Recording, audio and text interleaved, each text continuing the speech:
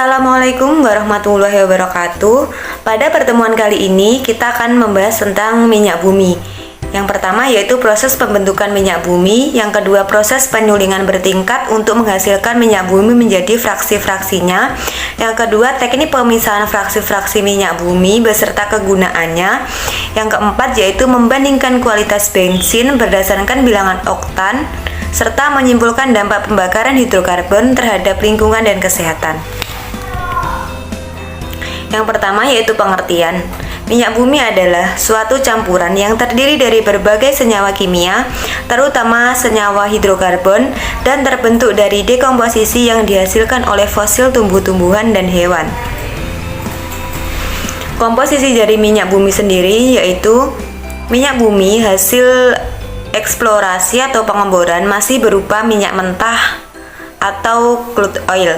Minyak mentah ini mengandung berbagai zat kimia yang berwujud gas, cair, dan padat.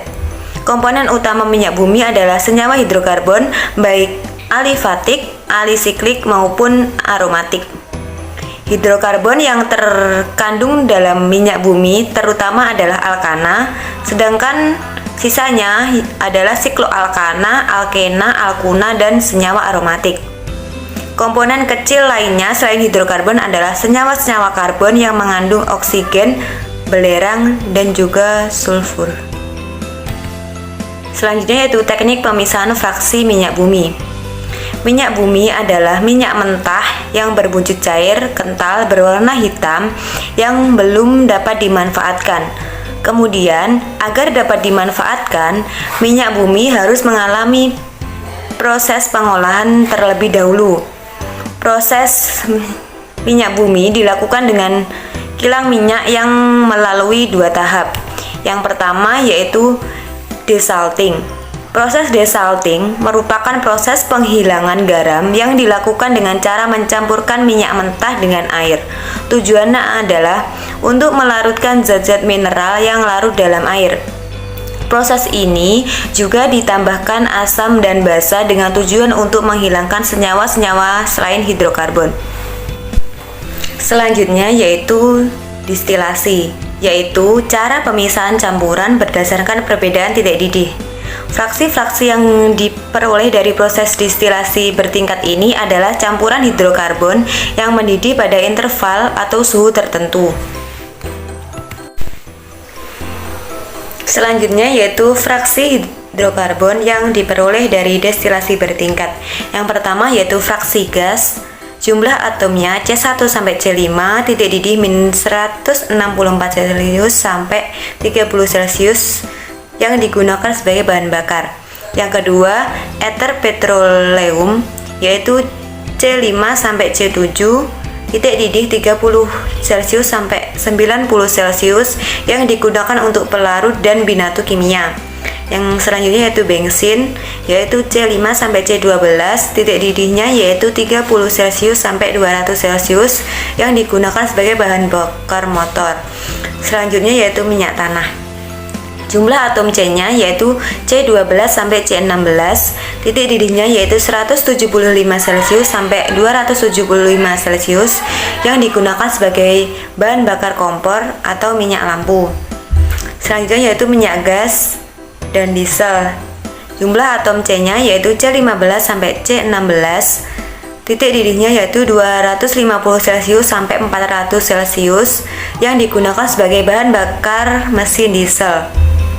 Selanjutnya yaitu fraksi minyak-minyak pelumas, gemuk, jeli, petroleum, yaitu jumlah atom C-nya ada C16 ke atas, titik didihnya yaitu 350 Celcius ke atas, kegunaannya sebagai pelumas. Yang selanjutnya ada paralafin, dan untuk yang selanjutnya yaitu ada ter yang digunakan sebagai aspal buatan. Selanjutnya ada kokas yang digunakan sebagai elektrode. Fraksi-fraksi yang didapatkan setelah proses distilasi selanjutnya diolah lebih lanjut dengan proses reforming, polimerisasi, treating, dan blending. Reforming adalah suatu cara pengubahan bentuk, yaitu dari rantai lurus menjadi bercabang. Proses ini digunakan untuk meningkatkan mutu bensin.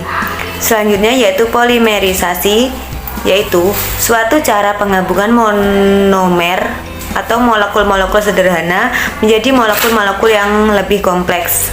Selanjutnya yaitu ada treating, yang merupakan proses penghilangan kotoran pada minyak bumi. Yang terakhir ada blending, yaitu merupakan penambahan zat adiktif.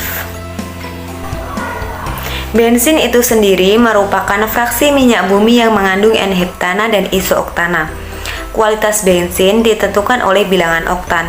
Semakin besar bilangan oktan, maka semakin baik kualitas bensin. Bilangan oktan itu sendiri adalah ukuran kemampuan bahan bakar mengatasi ketukan ketika terbakar dalam mesin, yang menunjukkan jumlah iso-oktana dalam bensin. Contohnya yaitu jika premium memiliki oktan 80, artinya 80% terdiri dari iso-oktana dan 20% terdiri dari N-heptana. Selanjutnya yaitu dampak pembakaran bahan bakar terhadap lingkungan. Beberapa zat kimia sering menjadi bahan pencemar udara, yaitu karbon monoksida, karbon dioksida, oksida belerang, oksida nitrogen, hidrokarbon, dan partikel padat. Karbon monoksida merupakan pencemar udara yang sangat berbahaya karena dapat berkaitan dengan hemoglobin yang membentuk HbCO yang merupakan racun dalam darah. Sedangkan karbon dioksida merupakan bahan pencemar udara yang mengakibatkan terjadinya efek rumah kaca yang menyebabkan suhu udara menjadi lebih tinggi. Selanjutnya yaitu oksida belerang dan oksida nitrogen, merupakan penyebab terjadinya hujan asam yang dapat merusak hutan dan benda-benda logam serta marmer karena sifatnya yang korosif. Selanjutnya yaitu manfaat minyak bumi bagi kehidupan manusia. Yang pertama, digunakan sebagai bahan bakar kendaraan. Minyak bumi harus melalui beberapa proses penyulingan untuk mendapatkan komponen yang lebih ringan. Setelah melalui proses penyulingan, minyak bumi akan menjadi bahan bakar residu seperti solar, bensin, bensol, dan minyak tanah. Yang kedua yaitu konstruksi. Minyak bumi menjadi salah satu bahan utama dalam pembuatan atap, cat, pipa, aspal, dan lain sebagainya. Yang ketiga yaitu digunakan sebagai gas cair. Yang keempat digunakan sebagai produksi bahan serat, yaitu ada rayon, polyester, nilon, dan bahan tekstil sintesis yang merupakan jenis bahan serat yang menggunakan komponen minyak bumi.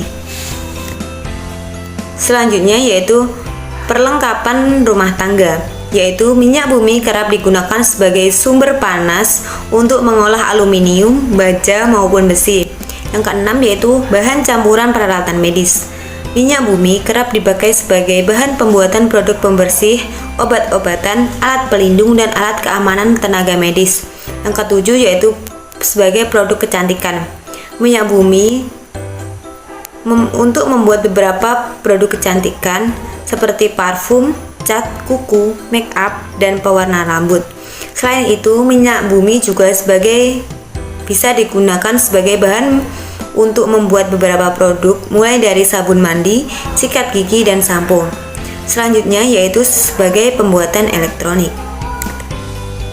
Sekian dari saya, apabila ada kurang lebihnya saya mohon maaf. Sekian, wassalamualaikum warahmatullahi wabarakatuh.